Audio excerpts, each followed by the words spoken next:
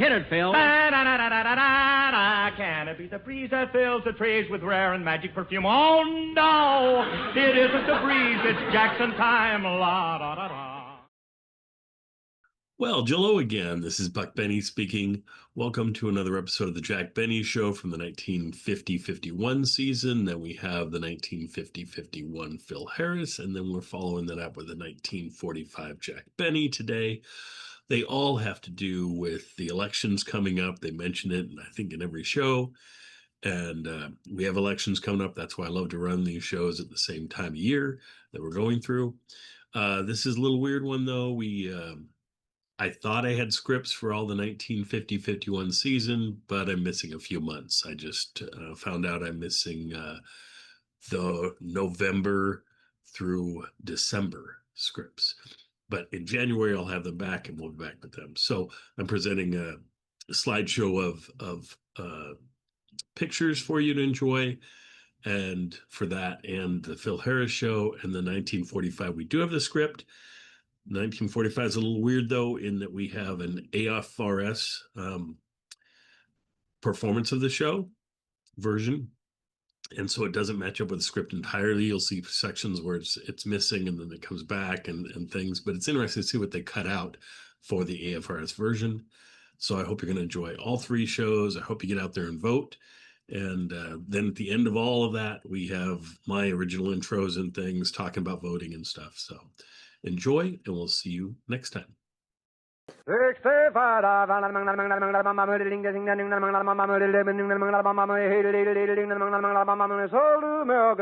Jack Benny Program, presented by Lucky Strike. Be happy, go lucky, be happy, go lucky strike, be happy, go lucky strike today.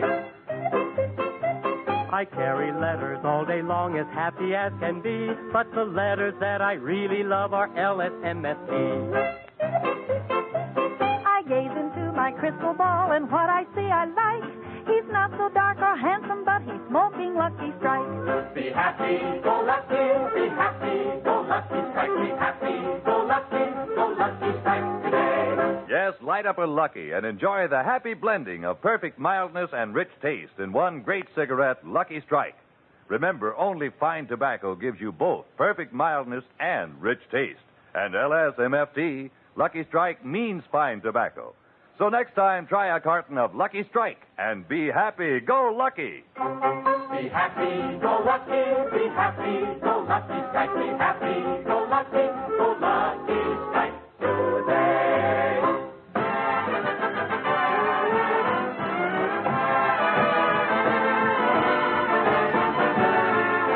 The Lucky Strike program starring Jack Benny with Barry Livingston, Phil Harris, Rochester, Dennis Day, and yours truly, Don Wilson.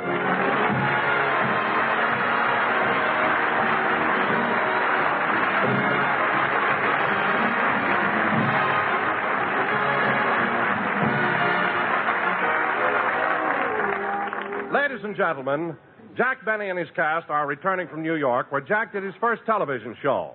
At the moment, they're in Mary's compartment aboard the Super Chief playing 20 questions.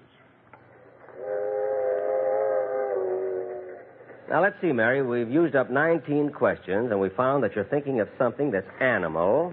He's very famous in show business and is over 6 feet tall. That's right, and you kids have only one question left.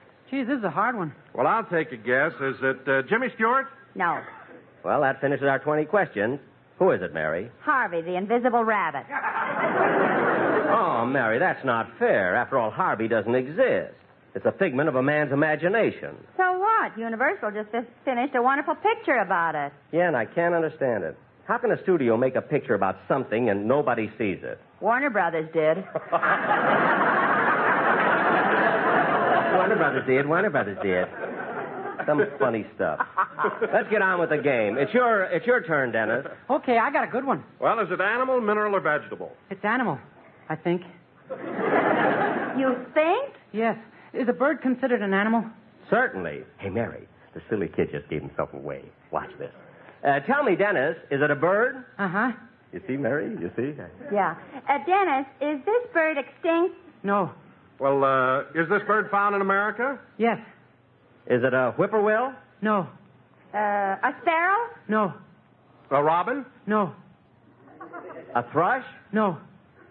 Wait a minute, Dennis. Is this a very large bird? Yes.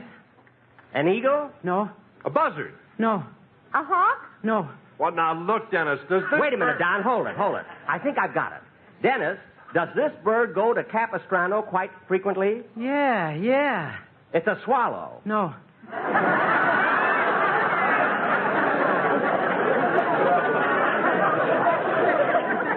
No? No. Does everybody give up? I do. No, I give up. Me too. What is it? Walter Pigeon.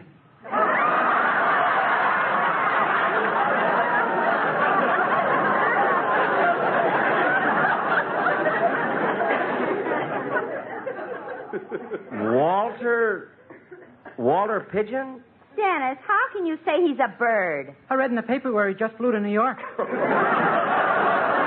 right, Dennis, you thought he was a bird because his name is Pigeon and he just flew to New York. How can you say that he frequently goes to Capistrano? His mother lives there. Dennis, that's the silliest. Jack, it's your turn now. I know, and I've got a good one. You'll never guess this one. Go ahead, all you smart guys. Start guessing. Okay, Jack, is it animal, mineral, or vegetable? Animal. Is it alive? Yes. A human being? Yes. Has it got a mustache? Yes. My sister Babe?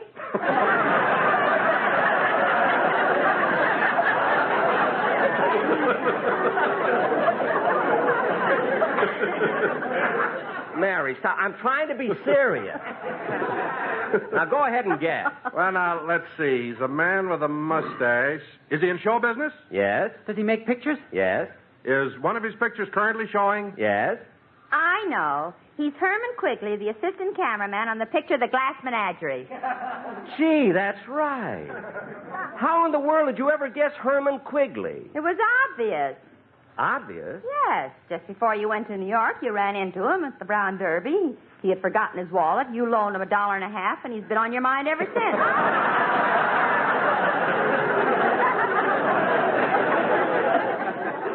Yeah, gee, I hope he pays me back the money. Look, his watch doesn't even keep good time. Oh, for heaven's sake, Jack. Do you mean to say you kept the man's wristwatch for $1.50? Mary, business is business. It's your turn, Don. Well, you better skip me for a few minutes. I want to go back to my compartment and see if the porter took all the dishes out. Don, why is it whenever we're on a train, you never eat in the diner? You always have your meal served in your compartment. My wife makes me do that. Why? She doesn't want people to see what a pig I am. Oh, well, I don't blame her. Well, hurry back, Don, so we can continue with the game. Okay. Hey, kids, I'm glad Don's gone. I got a trick I want to play on her. Yeah, what is it? Well, look, you know Don. You know, he's always thinking about Lucky Strike. Uh-huh. So when we play the game again, it's his turn. He's sure to pick Lucky. And we'll make believe we can't guess it. Well, what makes you so sure he'll pick Lucky Strike? Because he never thinks of anything else. In fact, when he went on his honeymoon, he registered at the hotel as Don Wilson and Cigarette. So remember, when he comes back, we'll trick him. Well, gee, Mr. Benny, do you think that's much fun? You mean tricking Don? No, going on a honeymoon with a cigarette.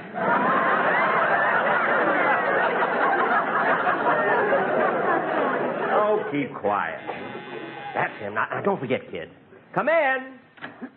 Oh, it's Phil. Hi, Jackson, Dennis. Hello, Livy. How's the little lady who makes this train more super than the cheese? Hello, Phil. Say, Phil, where have you been keeping yourself? Oh, me and some of the musicians are having a little fun in my drawing room. We're playing a game called 2 Questions. No, Phil, you mean 20 questions. No, 2 questions. Ginger ale or straight?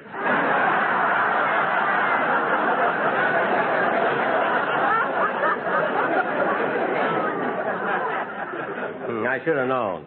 I haven't seen you since you fell off at Kansas City. Coming or going? Phil, you fell off going, too? Jackson, I got to do things to make people laugh. I'm still looking for a sponsor, you know.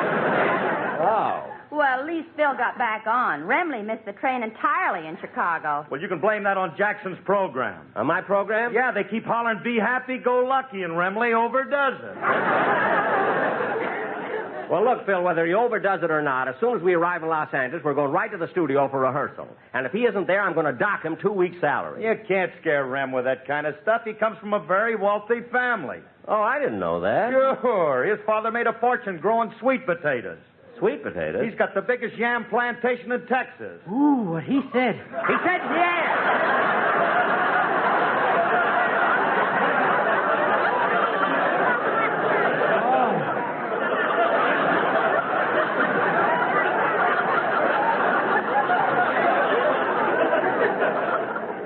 Look, Phil, this is as good a time as any to tell you. Now, I'm not gonna complain about Remley or the rest of your boys. On radio, nobody can see them. But what are you going to do when you go on television? That don't bother me, Jackson. I'm not going on television till they make them screens bigger. But, Phil, they already have 20-inch screens. I know, Dad, but if they don't get Harris life-sized, you're being robbed. Oh, I'm sure of that. You know? Anyway, when I do go on TV, Jackson, I'll tell you one thing. I'd like to have a cast like you had on your first show. Yeah, Dinah Shore, Rochester, Don Wilson, the Sportsman, Mel Blanc, and Mr. Kitzel. You know something, Jackson? I realize that Mr. Kitzel is popular, but can you imagine them making a television station and naming it after him? A television station? Yeah, right in Los Angeles. Channel 2, Kitzel. That's KTSL.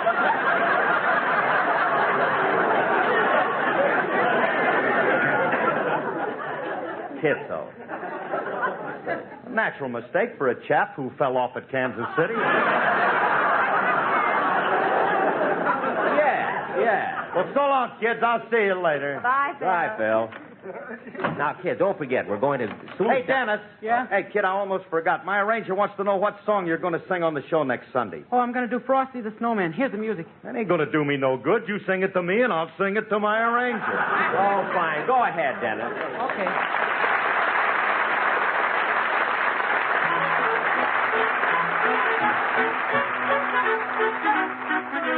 Frosty the Snowman was a jolly, happy soul with a corncob pipe and a button nose and two eyes made out of coal.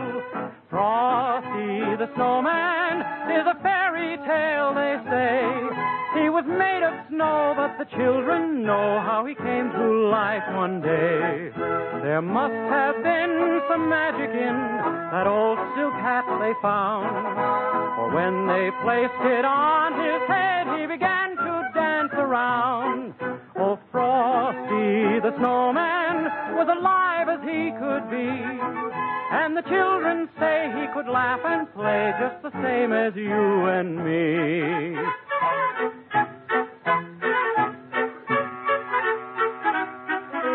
Frosty the Snowman knew the sun was hot that day. So he said, let's run and we'll have some fun now before I melt away. Oh, down to the village with a broomstick in my hand. Let's run here and there all around the square playing catch me if you can.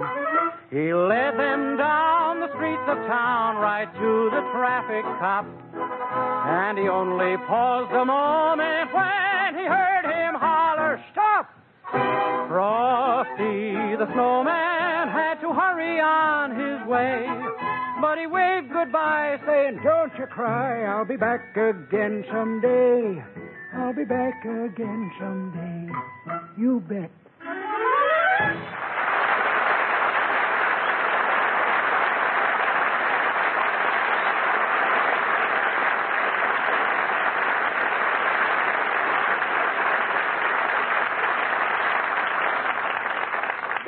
Dennis, that was a beautiful song. What's it from? Well, didn't you see my new picture, I'll Get By, made by 20th Century Fox with June Haver, Bill Lundigan, Gloria DeHaven, and me?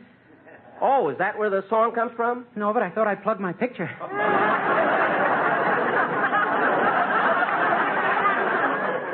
Dennis, I saw your picture in New York, and I thought you were wonderful in it. Well, naturally, you'd say that. You're nuts about me.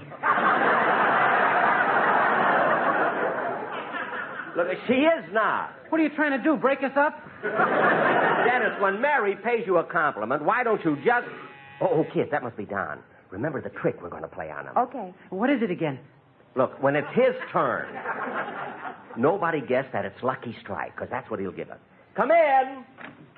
Well, hi, kids. You still playing 20 questions? Yes, Don, you're just in time. It's your turn. Ah, good. I've already got something in mind. Start guessing. Okay. Is it a living thing? No. Is it a manufactured article? Yes? Does its mother live in Capistrano? Dennis, don't waste questions. That's not a wasted question. It's also found in Capistrano. Oh, really? Well, tell me, Don. Get this, Mary. Get this. Don, is this thing you're thinking of nearly 3 inches long, about a 1/2 inch thick, and white in color? Yes, yes. Is it round and firm and fully packed? Yes, yes. Ah, it's amazing the way you people are guessing it. Is it free and easy on the draw? Yes, yes. Now, come on, come on. You're getting warmer. You're getting warmer. An electric blanket. No. Gee, I thought it was an electric blanket, too. Didn't you, Mary? Oh, yeah. Yes, I did. Well, look, Don, is this thing you're talking about associated with the letters LSMFT? Yes, that's it, yeah. Now, let's see. Oh, gee, this is too hard. I give up. I do, too. Me, too. Oh, for heaven's sakes, kids. How can you possibly give up when you're so close? When you guessed it was almost 3 inches long and white in color, I was sure you knew what it was. Well, we don't, Don, do we, Mary? Come on, tell us. What is it? Oh, all right. It's a piece of chalk.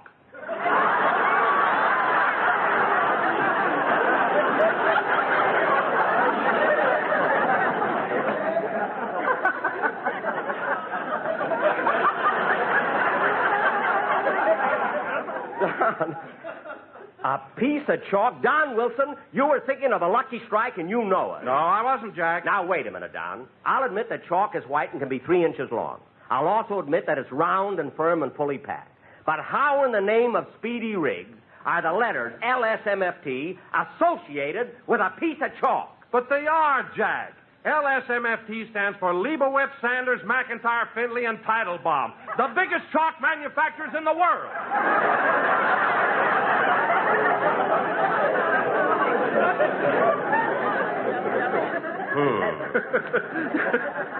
You're not bad, are you, Jack? No, Don. In fact, I've got to give you credit. You've got a lot of brains. But then it takes a lot to fill that big fat head of yours. Chalk maker. Oh, come on. Let's get on with the game. Whose turn is it now? Nobody's. I'm not playing anymore. I'm going to the club car and read for a while. See you later. Largest chalk manufacturer in the world. Don just made that up. Leibowitz, Sanders, McIntyre, Findlay, and Teitelbaum. That's almost as far-fetched as Batten, Barton, Durston, and little old Osborne.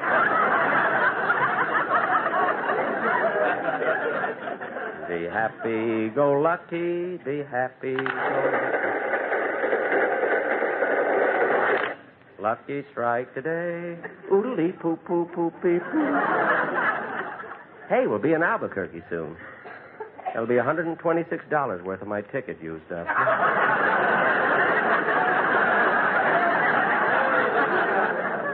Be happy-go-lucky. See, I didn't think the club car was so far.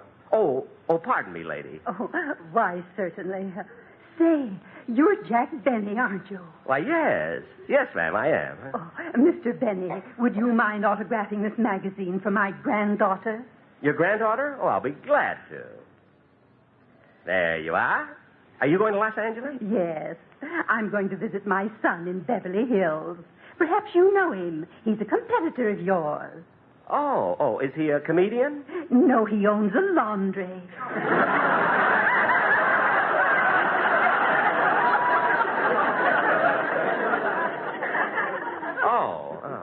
Oh, he's an awfully good boy. He's had me come all the way out from Chicago just to celebrate my birthday. That's tomorrow. Oh, how nice. How old will you be? 39.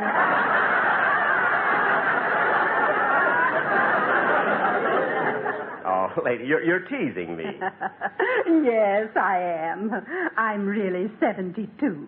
Then why do you tell people you're 39? It gets laughs.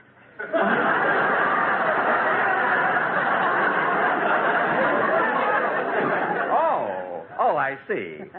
Well, goodbye. Thanks for the autograph. You're welcome. Goodbye. That's my fountain pen. Oh, I'm sorry. Here you are. Gee, she's a sweet lady. What she needs with a pen that writes underwater, I'll never know. Be happy, go lucky. Be happy. Lucky strike today. Oodly-poo-poo-poo-pee-poo. Yeah, California's sure a nice place to live, Sam. Uh-oh, there's Rochester. He's in there talking to the porter. I'm going to stay here and listen to this. How long you been working for Mr. Benny, Rochester? 12 years, 6 months, and 14 weeks. Well, how come you know the time so exactly? My friend, when you're in Mr. Benny's employ, you don't get money, you get service stripes. Well, Rochester, if he ain't paying you much, won't you leave him? Oh, I'd never leave Mr. Benny. He may have his faults, but deep down inside, he's the kindest man I know. Really? Yeah, I'll never forget the time I had pneumonia. I was so sick. For a full week, I had 105 fever. And all that time, Mr. Benny stayed right with me, fed me and nursed me. No kidding. And then at 2 o'clock one morning, I passed the crisis. My fever broke and my temperature went down to normal. The boss looked at me, smiled, and said, Rochester, you're going to be all right. Then he yanked me out of bed and shoved a broom in my hand. What's he complaining about? The house wasn't swept in a week. You know, Rochester, this ain't the first time Mr. Benny has been on one of my cars. I made this trip with him across the country several times. Man, it's murder. I know. Oh, I don't mind the fact that he don't tip much. But whenever he's on board, the train is always 15 to 20 minutes late.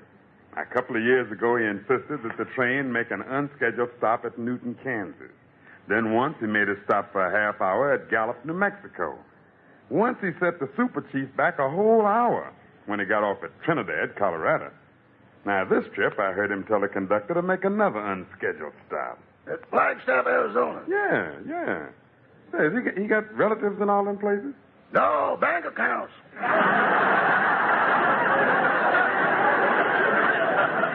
I wish he wouldn't discuss my private affairs. Rochester, I can't understand why Mr. Benny keeps saving his money like that. He's not married. He's got no family, no children. Who's he going to leave it to? What makes you think he's going to leave it?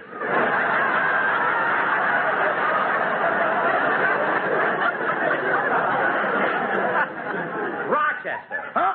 Oh, hello, boss. Rochester, I heard what you were saying. And if you don't behave yourself, you're not going to get that new gold stripe for Christmas. I'll be up in the club car in case you want to see me. Yes, sir. Talks about me to everybody. Gee, I'm doing a lot of traveling this year. As soon as I get home, I have to start packing to go to London for the command performance. Dinah Shore is going, too. I've only appeared at one other command performance in my life. That was at my sponsor's birthday party. I hope the one in London will be different. Maybe they'll let me mingle with the guests. Be happy, go lucky, be happy. Lucky strike today. Gee, they changed the whistle on the train just for me. Gosh, there are a lot of celebrities on this train. Gary Cooper, Irene Dunn. I mustn't forget to say goodnight, Miss Dunn. She must be sick of that Irene stuff.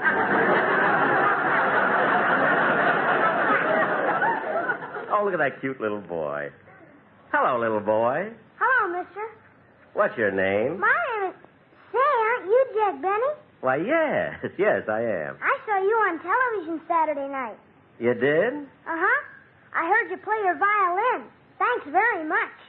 Thanks? You're thanking me for playing the violin? Yeah. Sunday, my mom let me stop taking lessons.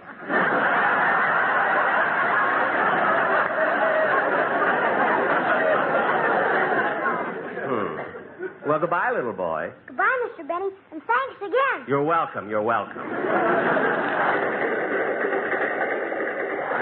Gee, the club car is crowded. Oh, there's a vacant seat next to that man over there. Excuse me, mister. Do you mind if I sit here? No, not at all. Glad to have company.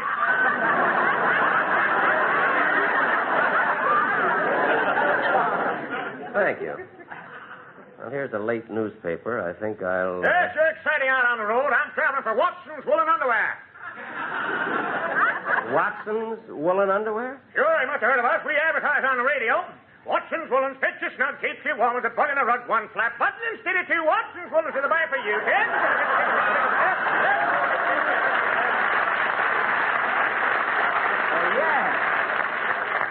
Yes, I know that program. It features Spade Cooley and his Itchy Seven. How's business? Well, not so good. Even bad in Chicago last week. Why, Chicago's always been a great underwear town. Windy city, you know. Yes. I know, yeah. Yep, I was in Chicago just 2 days. Walked into the bar of the Bon-Ton department store, spread my entire line all over his office. The man wouldn't even look at it. Too bad. Why, it says to me, he said, it's too old-fashioned. That's the trouble with this world. Too much progress. I used to carry a line of underwear, and all they were interested in was whether it had small flaps or large flaps. But today, they want to know whether it's got a 16 or 20-inch screen. Times have changed. Yep. Flannels to channels. I know what you mean. Oh, you in underwear, too? Not today. It's too warm. Have you been in the underwear business very long, Mr. Lane. Mr. Lane, have you been in the underwear business very long? Oh, just a few months. I used to travel for the firm of Leibowitz, Sanders, McIntyre, Finley, and Titlebaum. Oh, yes, the chalk manufacturer. Hey, you've been around. Oh, I've traveled a bit. Well, so long, Mr. Lane. Yes, so long. I'm glad there's nice talk to you there. Don't forget now, Watson's Woolens, fit you snug, keep you warm as a bug in a rug. One flat button instead of two. Watson's Woolens are the buy for you. Tickle.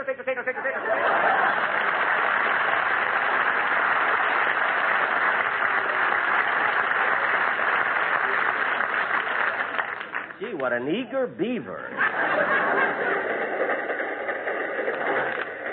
Well, I think I'll go to bed. We arrive in Los Angeles so early. Yeah, no doubt about it, Sam. You sure have an interesting job. Rochester, still talking to that porter. Yeah, you're right, Rochester. I've been across this continent over 100 times. Gosh, you must know every inch of it. Yeah, and America's an amazing country. It has Harlem on the East Coast, Central Avenue on the West Coast, and all that waste in between.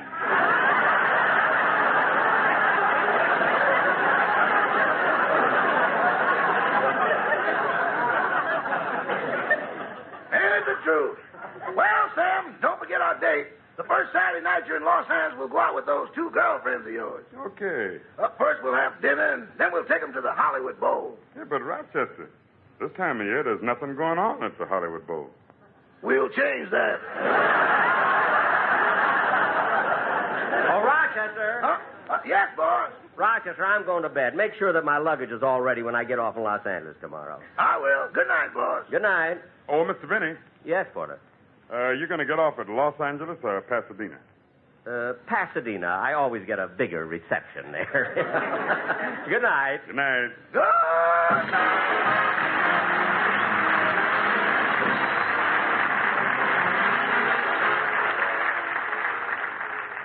Ladies and gentlemen, the right and duty to vote in national and local elections is basic to our American heritage. Especially this year, with the eyes of the world on the United States, every American should go to the polls and demonstrate the vigor of American free government. Remember that freedom is everybody's job. Thank you. Jack will be back in just a moment. But first, everybody, be happy, go lucky. And let's take a musical poll on the outcome of Tuesday's election. Be happy, go lucky, be happy, go lucky, strike, be happy, go lucky strike today. Republican or Democrat are both all right with me, but I say vote for Lucky Strike 'cause LSMFT. To get the voters to the polls in rain or when it shines, I thank the mildness and rich taste that Lucky Strike combines. Be happy, go lucky, be happy, go lucky strike, be happy, go lucky strike today. Yes, light up a Lucky and enjoy the happy blending of perfect mildness and rich taste in one great cigarette, Lucky Strike. Yes, you'll always enjoy Lucky's greater mildness. You know, scientific tests confirmed by 3 independent consulting laboratories prove Lucky Strike is milder than any other principal brand. And you'll always enjoy the full, rich taste of fine tobacco. Because LSMFT, Lucky Strike means fine tobacco. So next time you buy cigarettes, try a carton of Lucky Strike and be happy. Go Lucky. Be happy, go lucky, be happy, go lucky strike, be happy, go lucky strike today.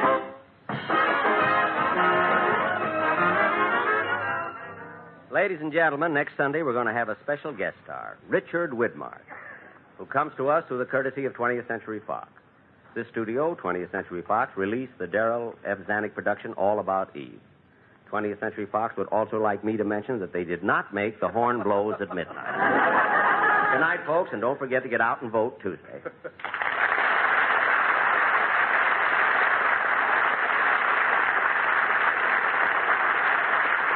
Be sure to hear Dennis Day and A Day in the Life of Dennis Day. Stay tuned to the Amos and Andy Show, which follows immediately. This is CBS, the Columbia Broadcasting System.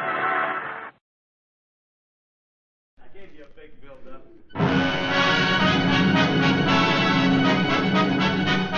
From Hollywood, the Phil Harris Alice Faye Show.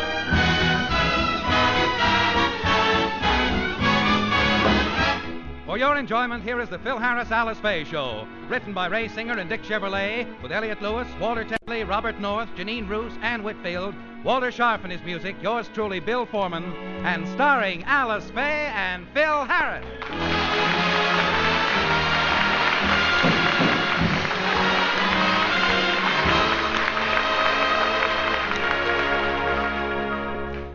This coming Tuesday, most of you will be going to the polls to vote for your favorite political figures.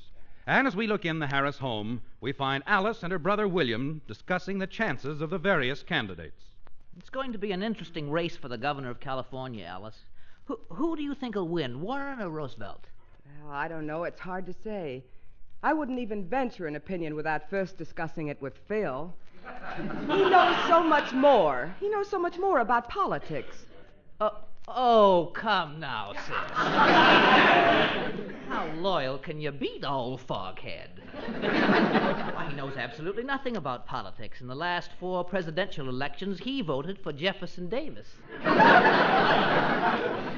Oh, well, he gets confused once in a while. But usually he knows what he's doing. And I'll prove it.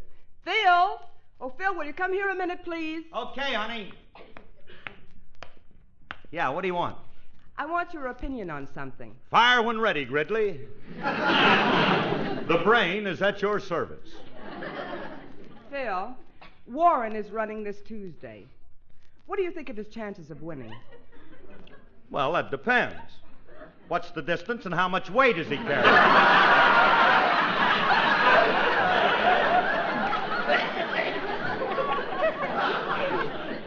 Can he go in the mud? Any more questions? Yes. How much would you charge to divorce my poor sister?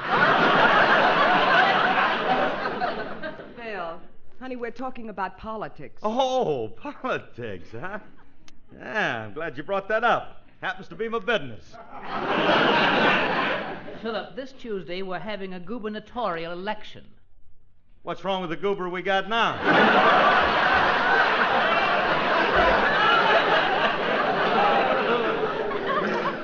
Phil, we're talking about the governor. Oh, the governor. Well, then, why didn't you say so? What about him? We're having state elections for governor. We're also having a very important election right here in town. Encino is voting for a new mayor. By George, that is important. Sorry, honey, but I'm not voting Tuesday. Frankie says it ain't important. Oh, that's the trouble with Frankie. Nothing's important to him except Frankie. Honey, how can you say that about Francis Waldo? He's a very considerate guy. Look, do you remember when he was over to the house for dinner Wednesday night? He was over Tuesday night. No, it was Wednesday. I'm sure it was Tuesday. How can you be so sure? Because when I went to polish the silverware Wednesday morning, it wasn't there. Now, just a minute. Frankie wouldn't heist nothing from his best friend's wife. He thinks a lot of you. In fact, when you said that you were unhappy with your chinaware, he told me that he was going to buy you a new set for Christmas. Oh, isn't that sweet of... Wait a minute. Where is he going to get the money? I don't know. Where's he going to get the money? I don't know. Said something about he'd find some way to raise it, and Look, if you'll excuse me, honey, I got to go down to band rehearsal. I'm going with you. I want to talk to the boys in the band and get them to vote, too. But, honey, them guys can't vote. Why not? They're old enough. I know that, but they haven't been able to pass the legitimacy test. Well, come on. I'm going down to rehearsal with you and give them a little pep talk. All right.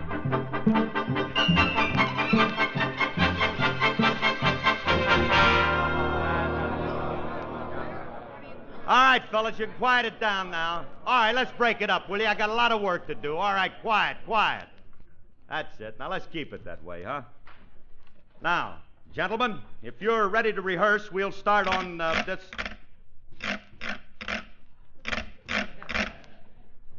Remley, what do you think you're doing?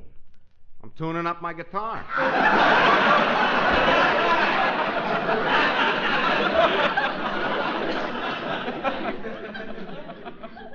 Don't you think you ought to take it out of the case first?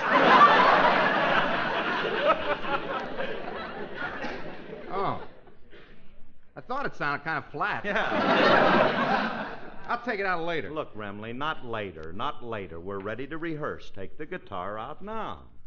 Maestro, I got a confession to make. I don't have my guitar in my case. Well, what have you got in there? My laundry. Well, take that out and strum it. It's got to sound better than your guitar. I'd rather not. Look, Remley, I said take it out. Now open that case and dump your laundry out on the floor. Okay.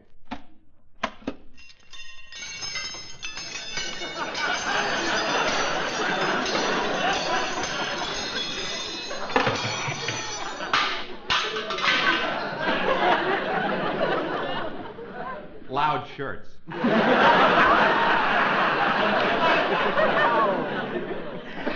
I would say it's time you had that stuff laundered. Frankie, what did you have in that... Frankie, that's my silverware. Can you prove it? Of course I can. If you look at it, you'll notice it has my monogram on it. Go on, read it. What does it say? U.S. Navy. Oh, yeah, sure. I remember. That's the set I bought you when I was in the Coast Guard, dear. That's the... Oh, now, never mind that. Some of my good sterling silverware is in there, too. Frankie, how could you? I did it for Alice. You said she wanted chinaware for Christmas. What's that got to do with taking my silverware? Well, I had to hock something to get the money to pay for the china. That figures, Alice. Frankie, you returned my silverware. Yeah, don't forget my artichoke knives. All right, now, let that matter drop. All right, fellas, let's get on with the rehearsal, before you start, Phil, I want to talk to the boys about the election. Gentlemen, this week an important event will take place. Do you know what it is? Yeah, you're opening at the Main Street Burlesque, boo-boo. I am not. I'm talking about the election. Surely Election Day must mean something to you fellas. Sure it does. What does it mean? The bars are closed till 7 o'clock. The bars are closed, so it'll give you fellas a chance to go out to the polls and vote. Vote? They don't even get out of bed on that day. Now, look, fellas, it's your duty to vote. Every good citizen should get out and vote Tuesday. You want good government, don't you? We got good government. Why vote and change it? The man we got in there now is doing a good job, and I say as long as he's doing a good job, let's keep Coolidge there. Frankie, we're voting for a governor, not a president. There ain't nobody wants to get Coolidge out.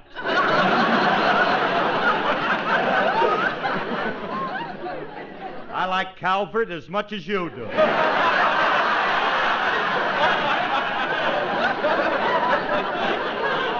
Now, look, fellas, all I want you to do is go out and vote Tuesday. Will you do it? No! Alice, look, you don't ask these guys, you tell them. Now, look, gentlemen, I never thought the day had come that I'd have to use this on you, but, are you going to vote, or do I tell the immigration authorities where you are? Looks like he's got us, fellas. We'll have to vote. Thank you. Well, now that that's settled, I'd like to rehearse my song. Okay, start singing. Start playing. You start first this week. We started first last week. Maybe you better start first, honey. That's the only way it ever comes out even.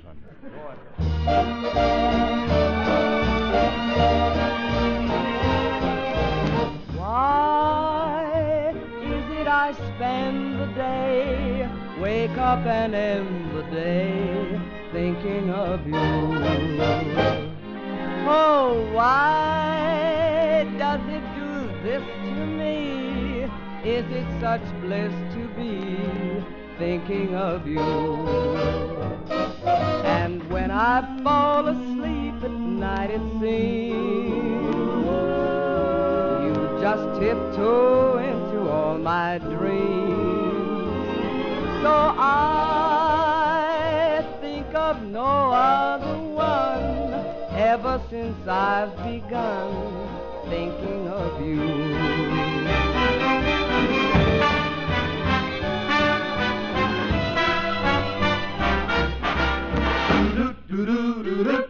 Why, oh, why is it I spend the day, wake up and end the day, thinking of you? Oh, why does it do this to me? Is it such bliss to be thinking of you? And when I fall asleep at night, it seems you just tiptoe into all my dreams. So I think of no other one ever since I've begun thinking of you.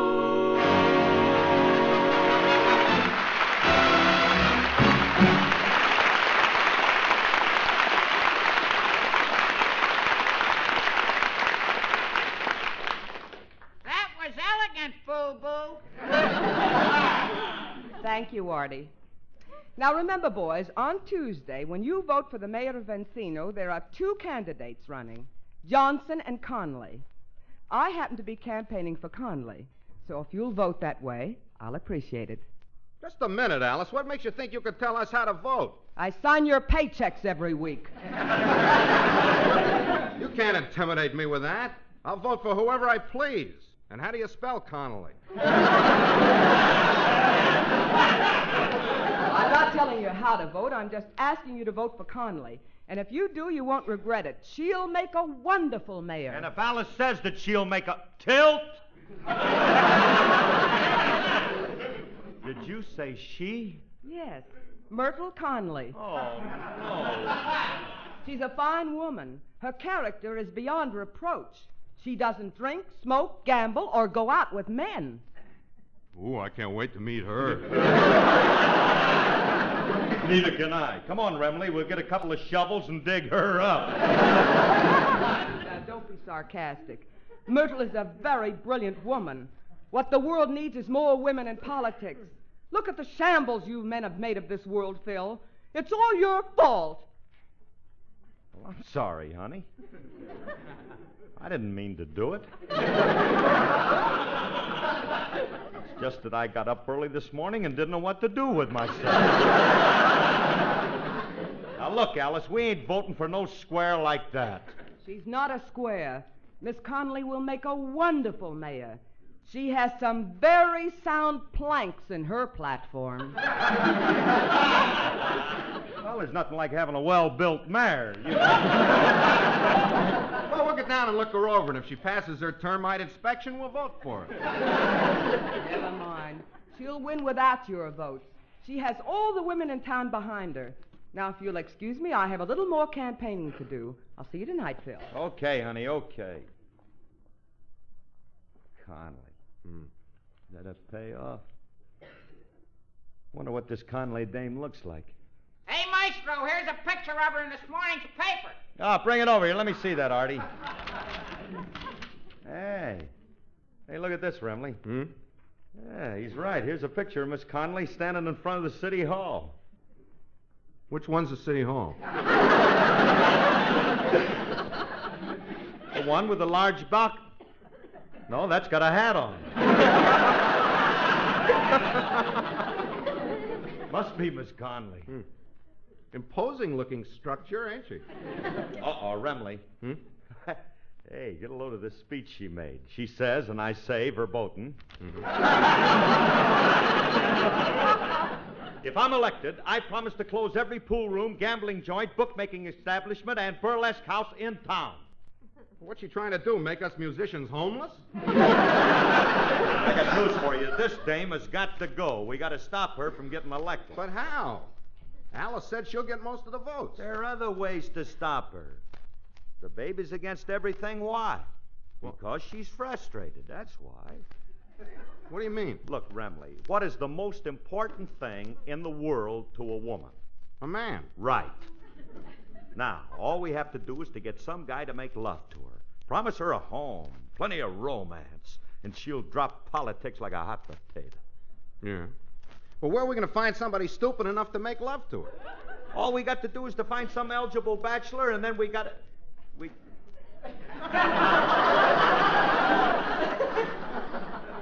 Lover boy Remley. Wait a minute, Curly. Bend over while I strap your knee pads on. You got some proposing to do, lad. Now, let's get over. We want to take a look at your lady love. Oh, no, you don't. I ain't making love to no dame that looks like City Hall. Now, will you come on? She may not be so bad, Remley. Maybe she looks like City Hall on the outside.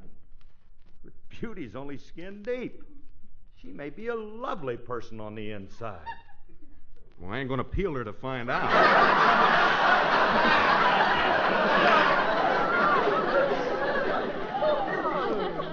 You have to do a little peeling sometimes. That's the only way you can find out what's on the inside. Now, take the thing, for instance. What's the thing? I'm glad you asked that, son. I just happen to have my latest Victor recording under my arm. I'll spin it for you. Spin away.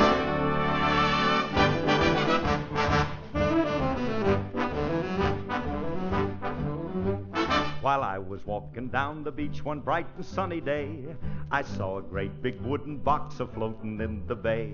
I pulled it in and opened it up, and much to my surprise, ooh, I discovered a... Right before my eyes, ooh, I discovered a... Right before my eyes, I picked it up and ran to town as happy as a king. I took it to a guy I knew who'd buy most anything. But this is what he hollered at me as I walked in his shop. Oh, get out of here with that before I call the cop. Oh, get out of here with that before I call the cop. I turned around and got right out a-running for my life. And then I took it home with me to give it to my wife. But this is what she hollered at me as I walked in the door. Oh, get out of here with that, and don't come back no more. Oh, get out of here with that, and don't come back no more.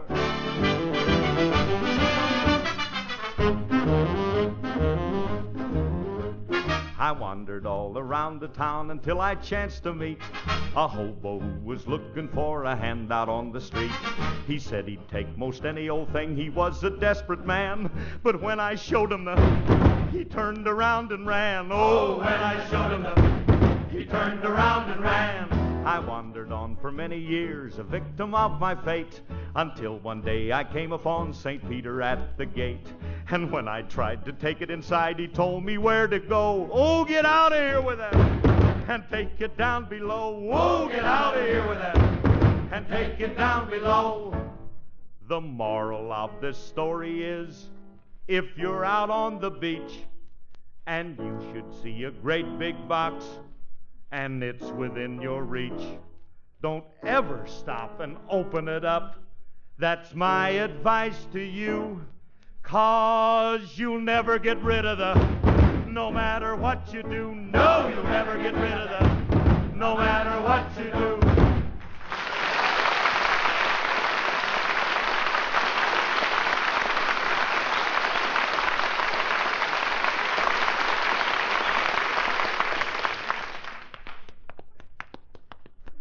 Hey, Curly? Yeah? What the heck was in that box?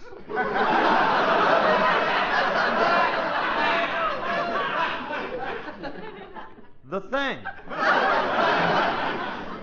What? thing. Look, we're busy. Tune in next week and find out. No, we got a lot of work to do. Right now, we've got more important things to do. Now, look, here's Miss Connolly's house. Now, remember, like I told you, all you got to do is make love to that dame. Tell her you're going to marry her, but that you don't want a wife in politics. All right. I'll ring the bell. Now, look, and another thing. Don't tell this Connolly dame who we are. I don't want Alice to know that we were here. How do you do? Whom do you wish to see? We'd like to see Miss Connolly. I'm Miss Connolly. Oh, no. There goes my ulcer. Rem. I beg your pardon? He said you remind him of someone in Tulsa. That's Remley's hometown, Tulsa. I see. You see, Miss Connolly, my friend here is a great admirer of yours, and, he just had to come over to see you. Oh, isn't that sweet? Won't you gentlemen come in? Thank you. What can I do for you? You can open the door again so I can get out. I'm afraid I don't understand. Wait a minute, Frankie. Now, look. Tell Miss Connolly what you're here for. Okay. Madam, I saw your picture in the paper, and it had a startling effect on me. It seemed to... Well, it made me... I don't know how to say this. So I won't. Good day. Now, gentlemen, if you have something to say, I wish you'd say it. I'm a very busy woman. Politics takes a lot of time, you know. Well, that's why I'm here. I hope you don't think me bold, Merton, but there's something I want to tell you. You see, Merton... My name is Myrtle. I'm a woman. You just keep reminding me.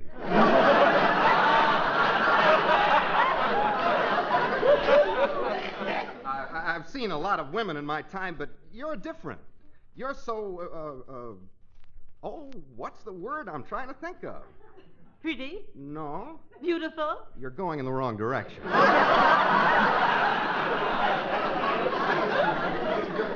You're more than just pretty or beautiful. You have a regal splendor about you. Oh, please go on. Well, I can't restrain myself any longer. I must get to the point. Miss Connolly, how would you like to change your name? I'd love to. Try Schultz. That's a very nice name. Oh, this is so sudden, Mr. Schultz.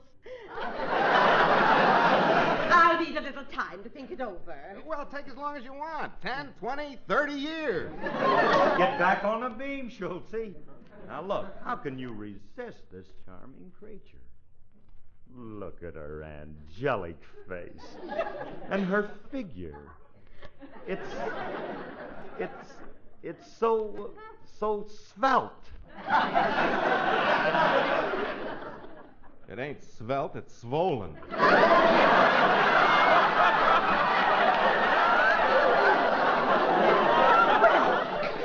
Well, I think I've heard enough. I'll thank you to leave my Now, house. please don't get excited now, Mrs. Connolly. Calm yourself now. Frankie.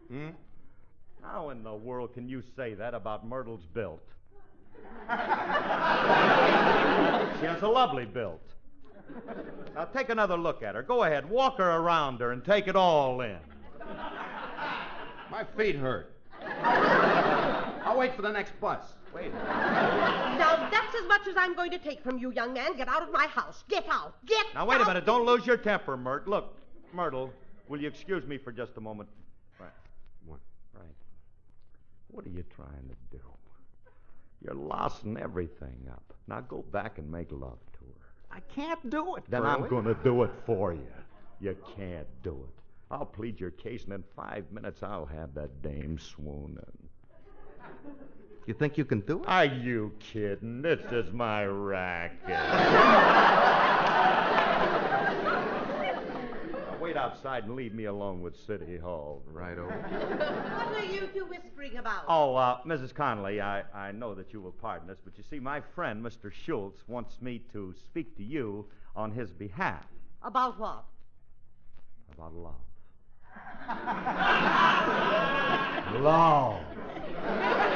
That deep, tender, soul-searing, passionate love that I... You better sit down, Mert. I don't think you can take this standing up. Well, what are you trying to say? Just this, Myrtle. My friend has fallen madly in love with you and wants to marry you. Oh, that's ridiculous. I don't even know him. With Frankie, it's better that way. Look, Myrtle, a girl with your charm shouldn't waste her time in politics. I shouldn't? Of course not. When a woman reaches your age, she should be in a home. What's that? I mean, a home of your own. You know, with children and stuff like that, you have everything that a man desires in a woman. Loveliness, tenderness, sweetness. Why, I envy Frankie. If I could but have you for my own. Oh, I think that could be arranged, Curly. I talk too much. Now look, Mert, about Frank. Oh, let's forget him. You're much more charming. You have a lot more appeal for a woman. True. You know, if I do get married, it will have to be a man like you. You catch on, Dimple? Yeah, and I couldn't think of a woman I'd rather marry, but, well, you see, we're not really mated for each other. There's a big difference in our ages. I know, but I prefer an older man. Yeah, let's get back to Schultzy. Now, look, Myrtle, if he wasn't so bashful, do you know what he'd do? Honey, he'd move up close to you, just like this. And then he'd put his arms around you, just like this. And then he'd look up into your lovely eyes and say... Well, ain't this a repulsive sight? Julius, what are you doing here? I'm delivering the groceries. What are you peddling, Mac? I'm not peddling nothing. I was just teaching Miss Connolly the tango. Well, go ahead. You two make a very pretty picture. We do? Yeah, you look like Sabu leading his elephant to a water hole. You two wasn't dancing when I come in. What were you up to? We have nothing to hide. He was making love to me. He was making love to you? Mm-hmm. Oh, this guy must have switched to kerosene.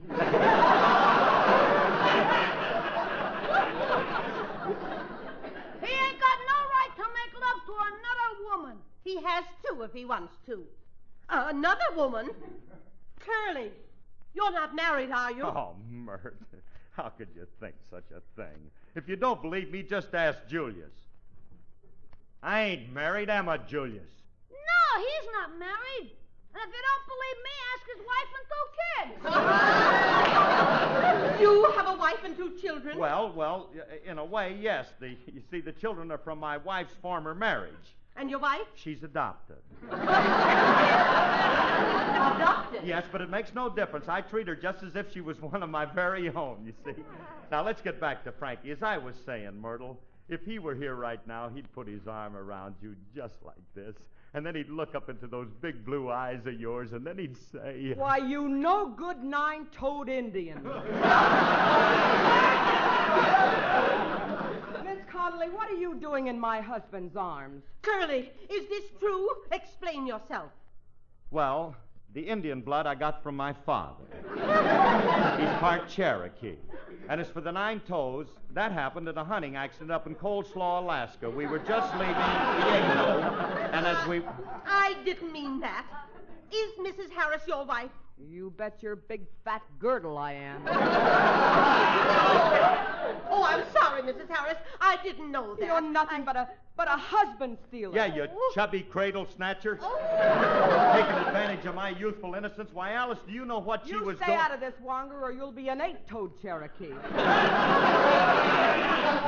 Come on home. You've got a lot of explaining to do. All right. 8 toes? Then you'll have to give me 2 strokes when we're playing footsies. Look, Alice, will you believe me? It wasn't my fault. I'm perfectly innocent. Then how did you get in that house? Well, it was like this. I was on my way to the sweet shop for my afternoon parfait. And suddenly, a big monstrous hulk reached out and dragged me in. I thought she was trying to sell me a suit. So instead, she grabbed me in her arms and smothered me with kisses. I tried to fight her off, but it was useless. She outweighed me by 2 stone. Then, just as I started to black out, you arrived and saved me from a fate that's worse than...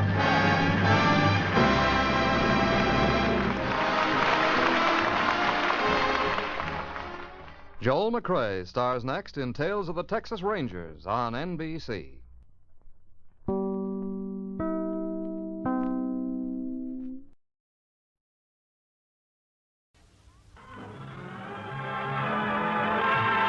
Jack Benny program. Starring Jack Benny with Mary Livingston, Bill Harris, Rochester, Larry Stevens, and yours truly, Don Wilson.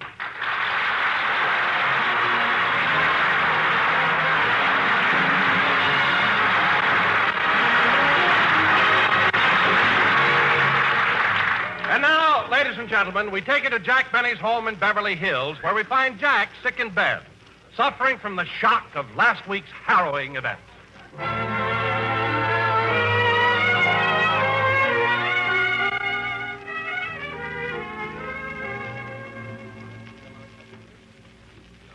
How do you feel, boss? No. It's a whole week now, and the police still haven't found the man who robbed you. Quiet. Quiet, Polly. This is all Steve Bradley's fault, a fine press agent. Rochester, hand me my sympathy soothing syrup. Please. Your sympathy soothing syrup? Yes, it's in that bottle over there. The label reads Yatapamus. Sympathy spells backwards as Yatapamus. I know. Doggone, boss, I think you're taking too much of those spell-backward medicines. Why? You're the only man I know who sleeps with his feet on the pillow. Well, I just thought the change would do me good. Turn on the radio, Rochester. Yes, sir. Oh, yes, there's a happy man in Hollywood tonight.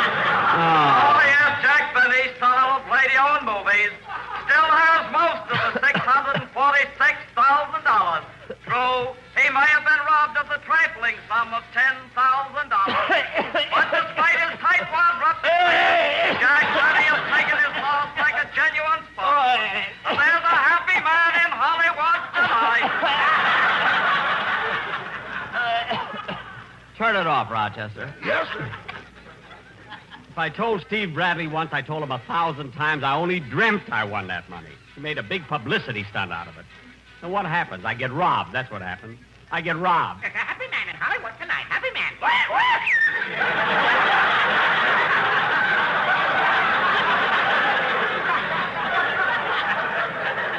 Polly, quiet. Gee, Rochester, it's awful to be sick in bed. It's so boring. I'm sorry, boss. I've done the best I can to keep you entertained. I know. Here, Rochester, blow me some more bubbles. Go ahead. Huh? It's me, man. It's Steve Bradley. Oh, now look, Steve. Yes, it's the greatest thing that ever happened. Your picture's in every paper in the country. Why, the whole nation's talking about you. What other guy would have the good luck to be robbed of $10,000? Good luck? Why, I've given you a whole new personality. I've made you the new Jack Benny. You're no longer Benny the tightwad, Benny the skinflint, Benny the miser. Benny the miser, Benny the miser. Quiet, Polly. Rochester, give him a cracker or something. I'll give him a caramel. That'll keep his mouth shut. Yeah. Now, what were you saying, Steve? I was telling you, with all the publicity you're getting out of it, this robbery was the best thing that ever happened to you. It is? Why, certainly. You're getting more publicity out of this than if you were signed up to fight Joe Louis. Joe Louis? I wouldn't fight Joe Louis. You better grab him now while he's out of condition. Oh, stop, will you? Well, I gotta run along now, Benny. Just dropped by to tell you that a reporter from the United Press will be dropping in on you for an interview. A newspaper man? Yes, and remember, Benny, not a word about that dream. Everybody thinks you won that $646,000. You gotta keep them believing it now, no matter what happens. So long! Well, maybe he's right. But that other silly thing about wanting me to fight Joe Louis. I'm not in condition either. Gee, if I... Polly, please be quiet. Please. Daddy's sick.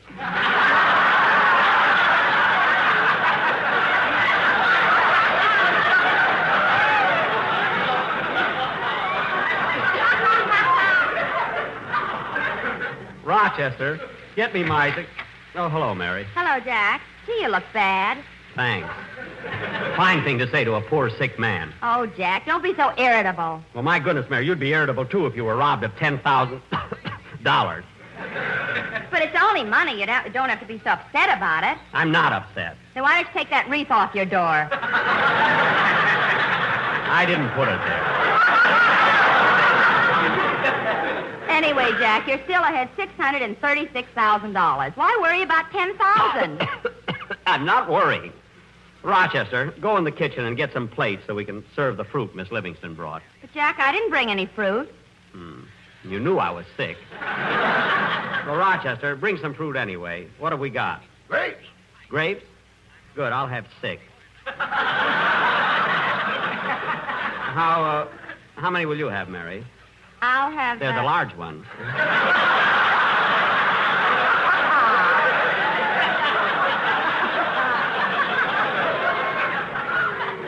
Go ahead. Go ahead, Rochester. Bring him in. Okay, boss. I better bring a couple of spares. Oh, Jack, I got a letter from Mama this morning. You did? Well, what does the baby schnook of Plainfield have to say? Go ahead, Mary. Read it. My darling daughter, Mary, the whole family listened to Gabriel Heater's program the other night and was so thrilled to hear about Jack winning all that money. Please send us all the details, as we didn't hear the finish of the program. The owner came back and made us get out of his car.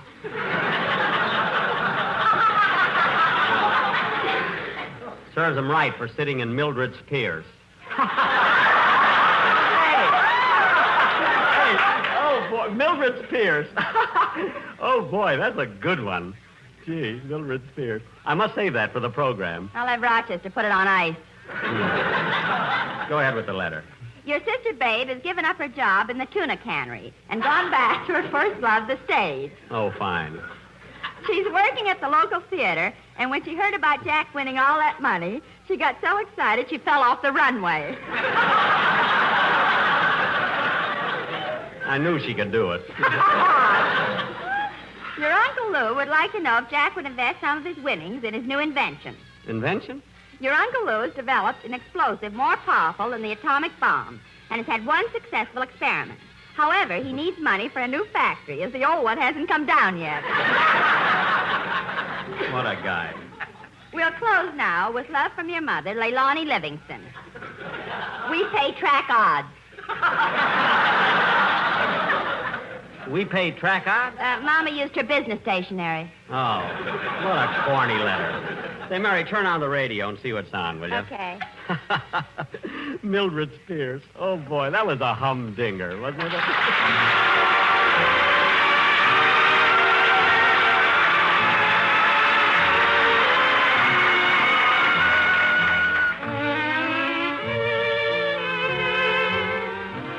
I'm as restless as a willow in a windstorm. I'm as jumpy as a puppet on a string. I'd say that I had spring fever, but I know it isn't spring. I am starry-eyed and vaguely discontented, like a nightingale without a song to sing. Oh, why should I have spring fever when it isn't even spring? I keep wishing I were somewhere else, walking down a strange new street, hearing things that I have never heard, and a girl I've yet to meet. I'm as busy as a spider spinning daydreams. I'm as giddy as a baby on a swing. I haven't seen a crocus or a rosebud or a robin on the wing, but I feel so gay in a melancholy way that it might as well be spring. It might as well be spring.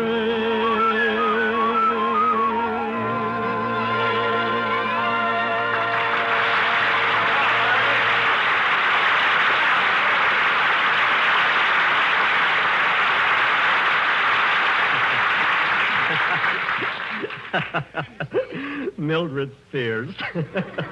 Oh, boy, that was a dilly, was it? Say, Jack, that sounded like Larry Stevens. Yeah, probably one of his records. How you feeling now, boss? Oh, just about the same. You want me to get some more ice?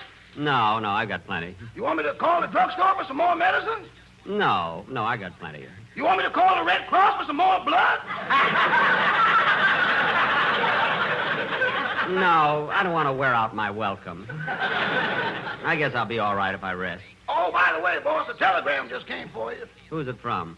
Read it, Mary. Okay. It's from Fred Allen. Oh.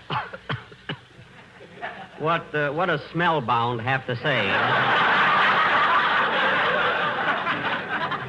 It says, Dear Jack, just learned that you were robbed of $10,000. If you find the dirty crook that did it, please let me know, as I would like to have him as a guest star on my program.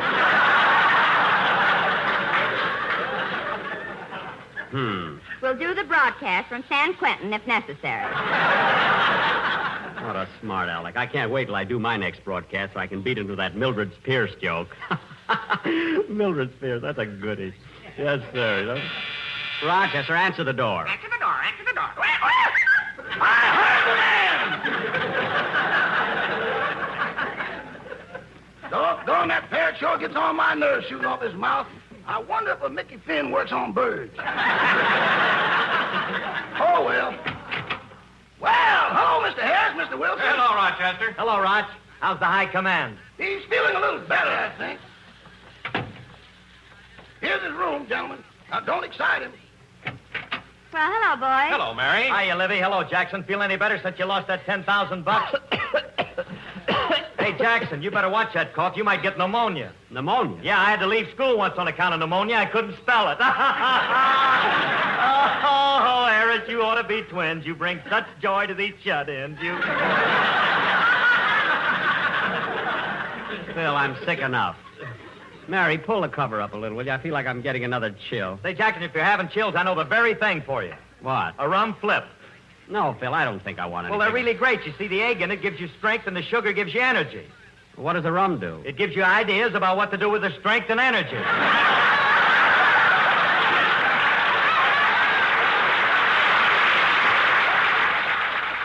There's someone in the door, Rochester. I'll get it, I'll get it.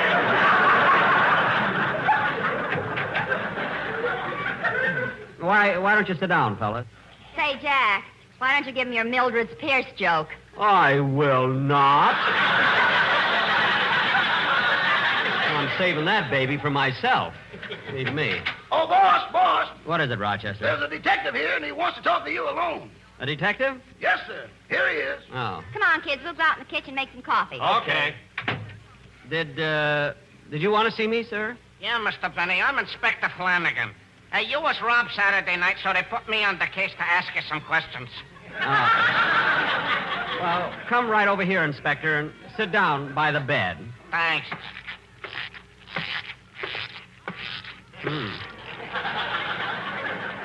It must be tough for you to follow anybody.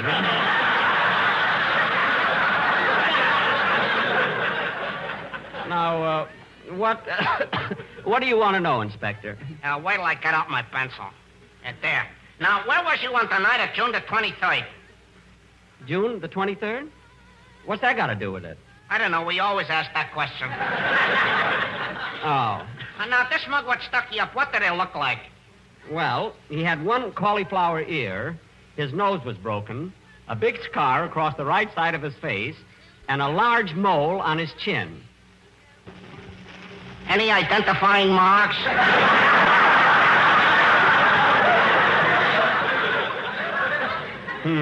Look, Mr. Benny, one more thing. That you... Oh, excuse me. Hello? Hello, is this Benny? Yes. Now listen, Benny, if anybody's there, don't let on who you're talking to. What? This is the guy that stuck you up. Holy cow! And I'm calling to warn you, don't say a word, see? But look, Hey, have any cop has been nosing around asking you questions? Well, yes. In fact, there's one here now. What?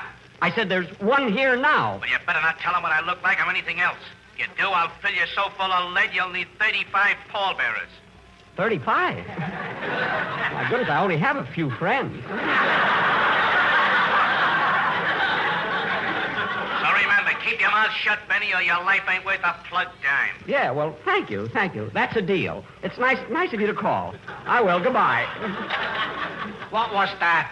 A friend of mine called to cheer me up. I thought I heard you say that's one here now. One here now? Yeah, what was that? Oh, that was my Chinese laundry man. One here now.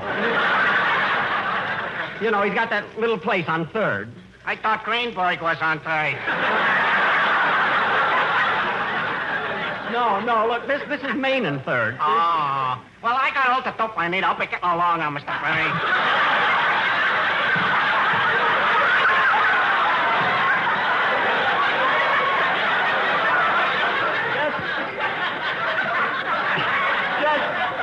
You know, that description I gave you of the bandit wasn't exactly accurate. No? No, I remember now. He didn't have a mole on his chin or a broken nose or a scar.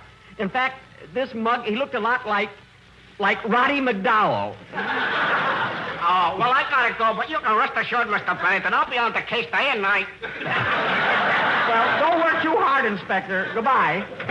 Oh, what an awful mess I'm in now. All because I dreamt I won $646,000. Oh, well, I gotta go through with it.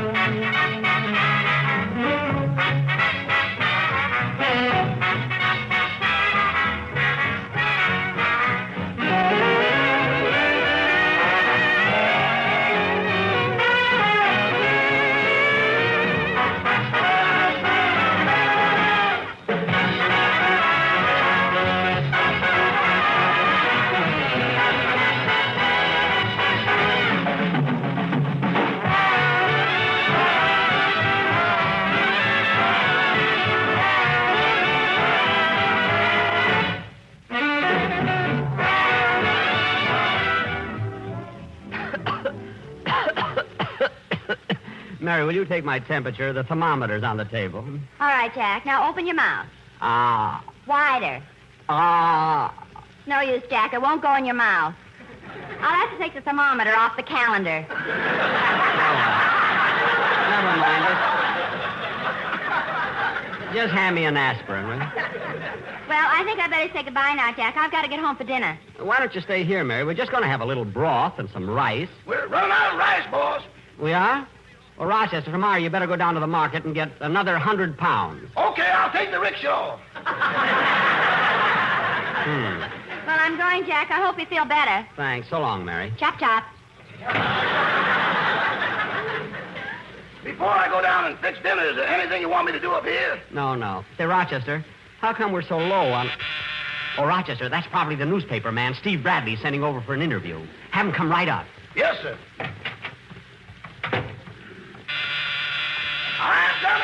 I'm coming! Good evening. Is Mr. Benny in? Yes, sir, but he's sick in bed. Oh, that's too bad. You think I could talk to him for a few minutes? Yes, sir, he's expecting you. You're the newspaper man, aren't you? Newspaper man? No, my name is Rainey. Lloyd Rainey. I'm from the Income Tax Department.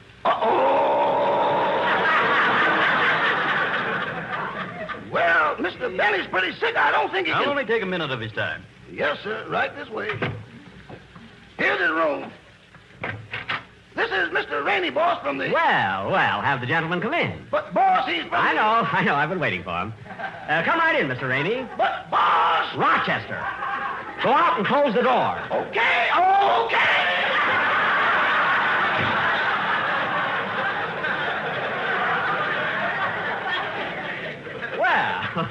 Well, I'm glad you came over, Mr. Rainey. Sit down. I'm sorry to see you're indisposed, Mr. Benny. Yes, the experience was such a shock to my nerves, but not that I mind losing the measly $10,000. You see, I'm still ahead $636,000. Yes, so I understand. Tell me, Mr. Benny, how did you ever come to bet $85,000 on that horse? Well, you know the old saying, Mr. Rainey. When you've got a hunch, bet a bunch.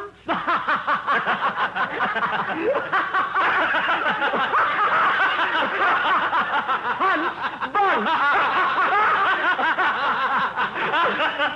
Yes, that was a gun. I was as good as Mildred Spears, sir. Oh, yes, I sure knocked him over for a lot of dough. Yeah. Well, Mr. Benny, when you won that $600,000, you certainly stirred up a lot of interest down at the office. Well, it is a lot of money, but you can tell your readers I'm still the same old Jack Benny.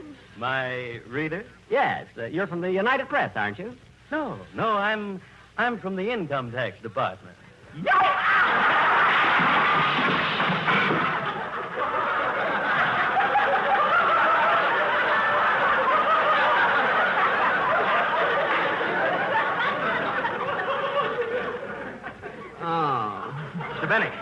Mr. Benny, are you all right? Yes. Just help me get back in bed. There you are. Thanks. Now to get back to business, Mr. Benny. You understand, of course, that this visit is purely unofficial. We just like to keep abreast of things. And that $600,000 you won is taxable income. It is? I mean, is it? Yes, you see, a lot of people are under the false impression that they don't have to declare money won at gambling. Yeah, but this is all a mistake, Mr. Rainey. You see, I didn't really win any money. You know, it was all a publicity stunt, you know, so your trip here really wasn't necessary.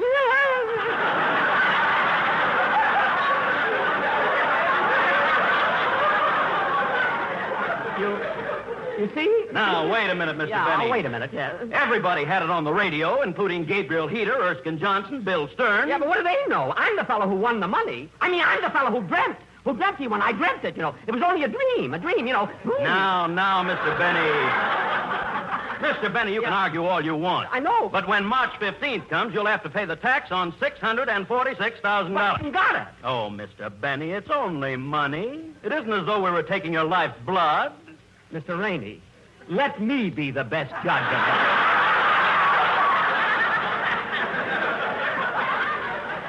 And besides, I haven't... Well, have it your own way. But look... But down at our office, we use the old saying, Mr. Benny, when you win on a hunch, you gotta pay a bunch. But Mr. Rainey! Oh, my goodness. All this trouble just because I dreamt I won $646,000. This is all Steve Bradley's fault. Why did Rochester let that man in the house? Mildred Spears. Shut up, Polly. It ain't funny now.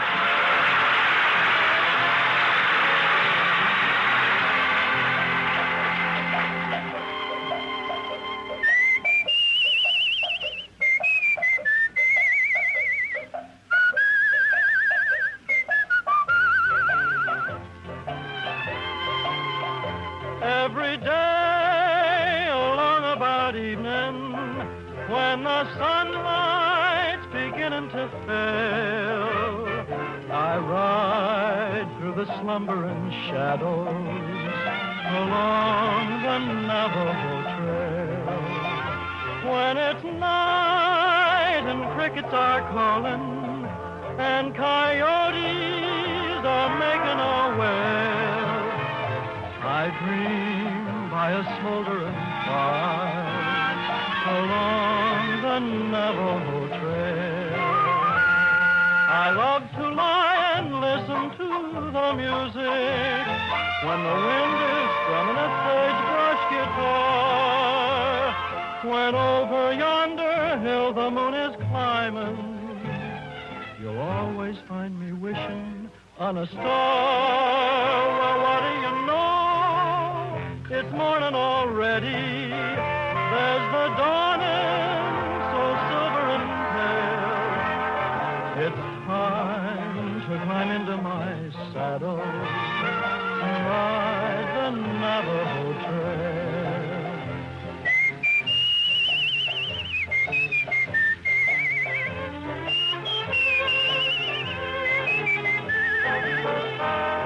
It's time to climb into my saddle and ride the Navajo Trail.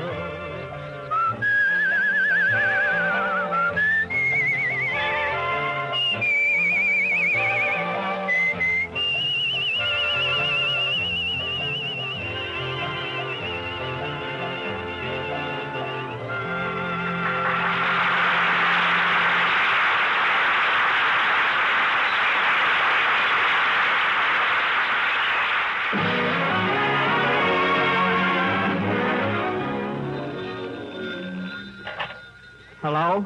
Hello, boss. This is Rochester. Rochester, where are you? Next door in Mr. Ronald Coleman's house.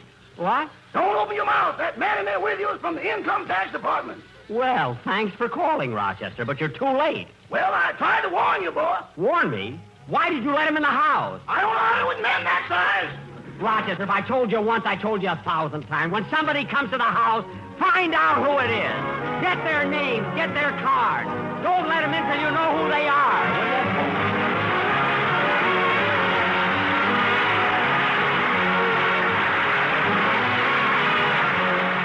Jack Benny Show is rebroadcast especially for you soldiers, sailors, Marines, and Coast Guardsmen of the United Nations. Well, hello again. This is Buck Benny speaking. Welcome to another episode of the Jack Benny Show, plus a Phil Harris Show, plus another Jack Benny Show. I think you're going to find they're really good shows this week. I thought I'd talk just a smidge about the Phil Harris Show, because the Phil Harris Show is all about getting out the vote. And that's why I like to play them at the same time frame that we're going through, because, of course, you might be all taxed out of hearing about voting, but we'll get a little episode talking about voting, and it ties into what's been going on. Yesterday, of course, on Saturday, we found out that Joe Biden is the new president-elect, and though it is being contested and things, we'll see how that goes, but it's just kind of neat in 2020 going through some of the same stuff that they were going through at the time that these shows were being recorded, at least with the time of year and voting and elections and all that. But anyway, I hope you enjoy these great episodes of The Jack Benny Show and The Phil Harris Show.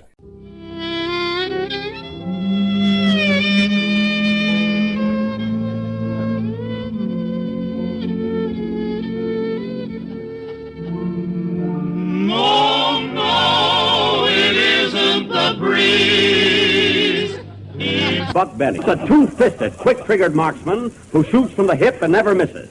Well, hello again. Just realized that I had no intro for this podcast, and so I thought I'd better record one. It's 2015.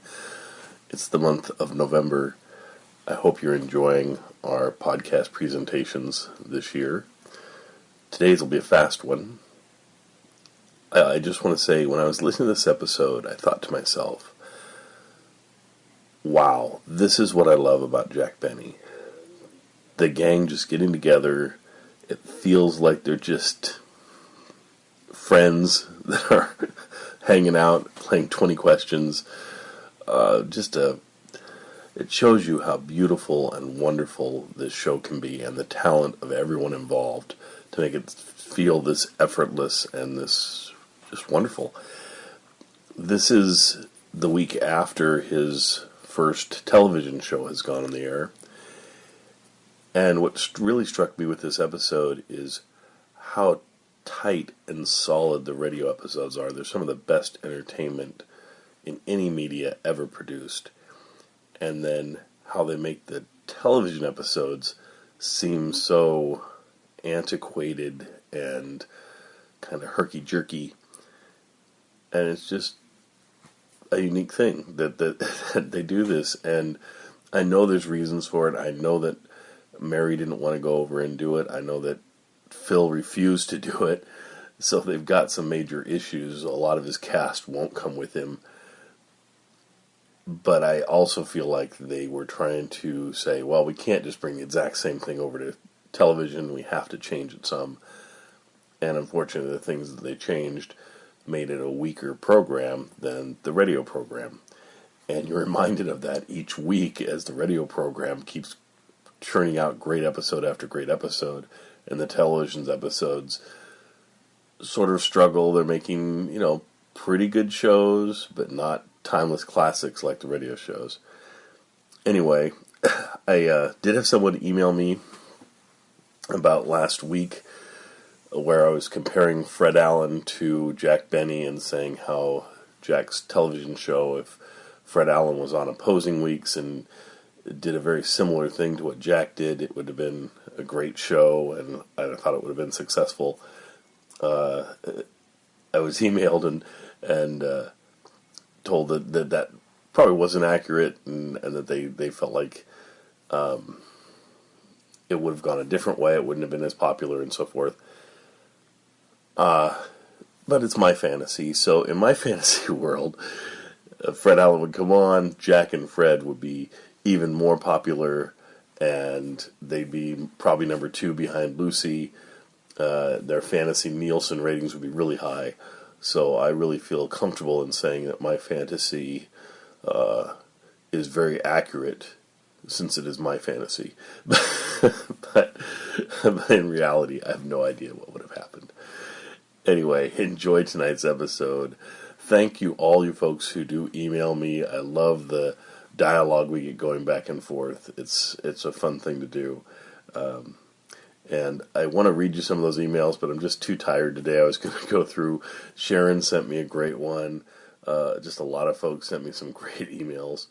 And at some point soon I will read through those. But right now, we'll just go on to the show. Enjoy. All right, Don, I'm ready. You want me to take the opening, huh?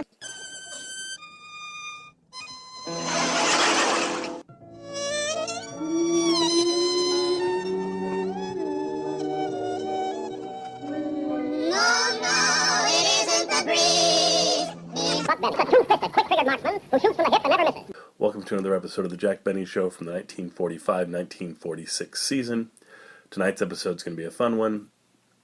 I decided to, bring us our fast, sped-up intro one more time. I wanted to get my money's worth out of it. It took me 10 minutes to make the thing, so I thought I would use it 3 times. But for those of you that are panicking and going, he's not going to use this forever, right? No, I'm not going to use it forever. My opening, I have a cut down one anyway that I usually use, and I think it's like 24 seconds or 22 seconds. And you folks voted that you'd like us to keep them as close to 20 seconds as we can. I'm sort of telling people between 20 and 30 seconds is optimal, and if they end up going to 40 seconds, that's fine. But we'll try and tighten them up a bit for our intro music anyway. Now, as far as the intros themselves go, I had last week on my classic podcast, I talked about, from 5 years ago, I'd mentioned that I wanted input on if you like me to go long with my intros or if you want them shorter. And it's pretty funny. The exact same answers came back as 5 years ago. I had none that said make them shorter. I had every single one that came back 5 years ago, every single one that came back this year have said, go as long as you want. We like your intros. We like to get the information about Jack Benny. I'm delighted with that, and I thank you so much for allowing me to do that. Now, I will say the same thing that I did 5 years ago. I'm going to try and keep them, roughly at 5 minutes or so. If sometimes they go quite a bit longer, but I tend to not go as long anymore. I tend to do more like usually between 3 and 7 minutes, sort of is where I go for. Today's might be a little longer in that I'm adding a couple things. So the other thing that I wanted to talk about is that this episode aired on the 4th of November, 1945. Well, we're bringing you a lot of shows from 1945 as our main focus this year. You'll notice that most of the shows are from 1945. Well, one of the shows we're bringing you is the Fred Allen Show.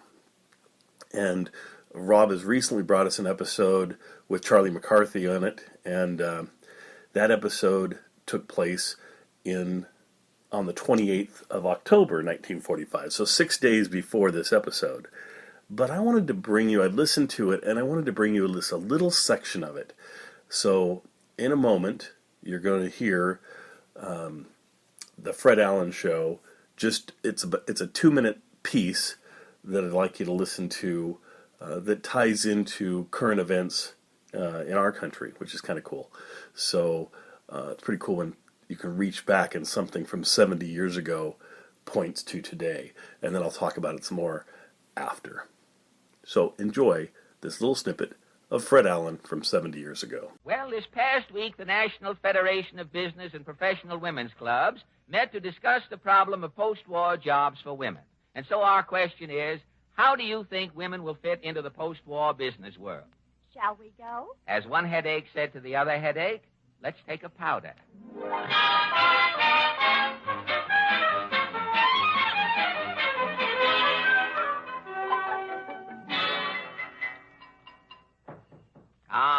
It's so quiet and restful here in Allen's Alley, Portland, but I can put a stop to that just by knocking on the senator's door. Somebody knock. Yes, Claghorn's the name, Senator Claghorn. I know that. I'm from the South, way down south. Every week. Where I come from, when we say cotton, we don't mean no movie actor. Now, wait a minute. Look, don't butt in, son. Stop blabbing. I'm not trying to blab. Keep interrupting. Try listening. I mean. If I could only get a word. Don't give me no Gettysburg Address, son. Now, look. Senator, slow down a minute, if you will, please. You've only 2 more years in office. What is your opinion of women in the post-war business world? It's got us worried, son. Senator Glass is all broken up. Well, then you...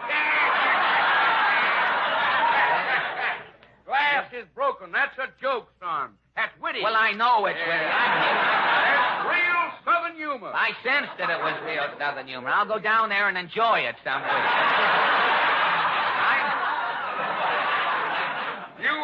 You ain't very quick, are you? Oh, now, look. Senator, what do you, as man to man, or as man to what I am, what do you think about women going into business? I say let them go into business. Fine. Women can be politicians. Women can be bartenders. Good. Bartenders, that is. Yes. A woman can even be president. Good. But there's one thing a woman can never be, son. A woman can never be? The father of our country. Go along, that is.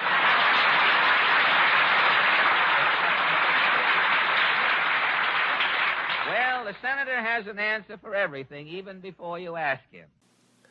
Okay, that was kind of fun. Now, if you listen carefully towards the end there, Senator Claghorn was saying that a woman could be president of the United States.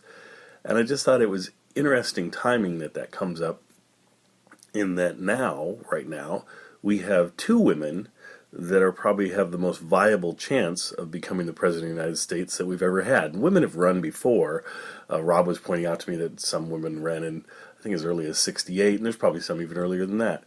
But the difference is that the women that were running previously never really had much of a chance of winning, other than Hillary back 8 years ago. But of course, Barack Obama was surging, and she couldn't keep up with where Barack was going. But now, you've got Hillary Clinton, and you've got Carly Fiorina. Hillary looks like she's going to probably get the Democratic nomination. But you have Carly Fiorina, who's a very viable candidate on the Republican side, who in this last debate didn't do as well as she did the previous 2 debates. But she's still there in the hunt, and it would be really interesting if we had a Republican female candidate and a Democratic female candidate, and they were to debate each other, and then we definitely have a female president of the United States after that. I just think it was just interesting how that ties in to this episode, and how there's a decent chance that 70 years after they were joking about the fact that a woman could be president of the United States, that we actually might have a female president of the United States. Now, I'll let that go. We'll go into something completely different. I thought I would mention, because I do get people confused about my podcasts, and I'm going to try and clear it up and so that you know. My reminder for you is, whenever you hear the intro music that plays before my podcast, then you know that it is a new podcast recorded this year in 2015. If there's no intro music and it just starts off with, "Hello again, this is Buck Benny speaking," that means it's one from 5 years ago. And so folks still write to me and assume that those are current, and which is fine. I just don't want to confuse people. The other thing that I do is I put on the episodes where I'm playing an old intro to the episode, I put the word classic in the title, so it says Jack Benny Classic Podcast, that is a clue for you as well, that it is an intro that I did 5 years ago. Or if it just says Jack Benny Podcast, like Sunday's podcast said, and like this podcast will say, then that's a clue to you that this is a new introduction to an episode. And I do new introductions mainly because I've either lost the old introductions in the case of this episode, or in the case of Sunday's episode, I botched up the intro so badly 5 years ago that I decided to replace it. Sunday's was hilarious. I don't know why no one wrote to me. Maybe you guys did 5 years ago. I don't know. But for the first time, it's the only time I know of that I took I sort of do a rough draft, in a way, of an intro, and then I edit pieces out and tighten it up and make it better. I know it's hard to believe that it actually sounds worse than what you usually hear, but it does. And that one was horrendous. It had these huge pauses where I don't say anything for 10 seconds, and I had a cold, and so I was sniffling, and it's just like, oh, what a mess. So I decided to re-record that. Also, I had new information to share, and I will share that again very quickly. Recently, the George Balzer family, over through Laura Leff's website, has made available his George Balzer's, who was a writer for the Jack Benny Show, his manuscript for a book that he was going to have published. It never got published, but there's 279 pages of this book. And so if you come to buckbenny.com, you can download the book, and it's a really interesting read. It's a lot of fun. I read part of it on Sunday night's podcast. So I would highly suggest that you come and download that. I also have a link to Jack's 1950-51 television season that I'll continue to put up there on the podcast so that you guys can download those PDF files and read some episodes that are not currently in circulation. So it's kind of neat to read some of the Jack Benny television shows. Also, you get a chance to read this very first television show, which is a lot of fun. The third thing I have that I haven't mentioned a lot, I've had it up a lot since this summer, is I have a connection to the entire Buck Benny Rides Again movie, which is a lot of fun to watch as well. And it's over at the Internet Archive, but I have a link to it so that you can just click on that and it'll take you right to where it is. All those things on my podcast page, so just come to buckbenny.com and download or look at any of that stuff that you want to do. The other thing I thought I would say today is that this episode is just a fun one. It's the third part in this series, loose series of Jack getting robbed and Jack fighting with his manager about whether to tell people that a dream he had was real or not, and so forth, but just kind of a fun set of episodes. The sound quality of this one's not quite as high as we usually have. Sound quality on our episodes just fluctuates, but this is the best sound I could bring you. Speaking of sound quality, I even when I play one of my classic podcasts, I listen to it, compare the audio to find the best audio quality I can find for the Jack Benny Show, and usually, I'd say 80% of the time, I end up cutting what I originally had as the show and dropping in a new higher quality show. So my intro stays the same, but the show changes to become a higher quality show. Now, having said all that work that I do on the podcast and the work that everybody else does, let me real quickly run through the season, because I haven't really talked too much about the season. We're focusing, of course, on 1945. So most of the shows are from 1945. Bing Crosby was fighting with Kraft at this time, and so he didn't have much of a 1945 season. So we're presenting his 1950 season on Monday nights, along with Frank Sinatra, songs by Sinatra, which is really cool, that Rob's bringing us. And right now, Stacy and Mindy have been bringing us the Bing Crosby show. I don't know if they're going to continue to do that or if I'm going to start doing that. But anyway, we'll keep bringing you Bing Crosby on Monday as well. Yesterday, you might want to tune in because since it's musical night, there's a new album out by Steve Martin and Edie Brickell that is just phenomenal, and I just love it. And I describe it as charming, and so I did a special podcast about it yesterday with interviews with Steve Martin and Eddie Brickell that Apple did over on their podcast, and so I kind of created this new hybrid podcast of their podcast plus a couple extra songs, and I just think it's really worthwhile to listen to that if you haven't had a chance. Let's see, then we're going to bring you, of course, 3 Jack Benny shows a week, and also Fib McGee and Molly and Gildy, the Great Gildersleeve from 1945, as well as the Fred Allen Show, and who else? Burns and Allen. So the Fred Allen Show and Burns and Allen have a bunch of shows missing, so whenever we have a show, we'll play it. If we're missing one, we won't play it. Pretty simple. Now, the other thing that I was going to get into here very quickly is just we are still looking for folks to donate to the podcast. We're getting into crunch time where I'm going to start asking more often until I get more people donating. But I thank you for all those who donated. I believe I've given links to everybody that I need to give them to. If you haven't received a link that you think you should, please email me at buckbennyotr@gmail.com and tell me what you donated and what link you should have, and I'll make sure I get that out to you. So let me run over real quickly the areas we have. You can donate anything to the podcast at my website at buckbenny.com. I have pull-down menus for PayPal that you can click on a $2 level, which is the Dennis Day level. You can do a $25 level, which at $25 you get access to all of the Jack Benny podcasts I've ever done, which is a lot, 700 and some shows. And so you don't have to each week tune into the podcast necessarily to listen to the show. You could listen to and get my introductions over there through my Dropbox account, and it's constantly updated every time I enter a new show. It automatically updates what you have access to, so you have access to the greatest sound. Really worthwhile to have access to that. Then at the $39 level of donation, if you donate $39, I give you access to all of our podcasts, including all of Rob's podcasts that he's done, all of Stacy and Mindy's and mine, and it's just fun to bring you all of that for the $39 level.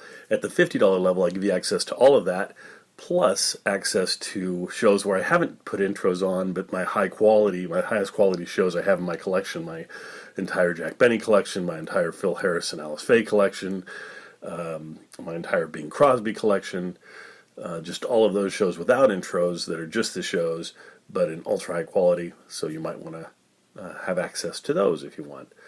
And then anything you donate beyond that is just fantastic, and I thank you for that. Without further ado, here is Jack and the gang.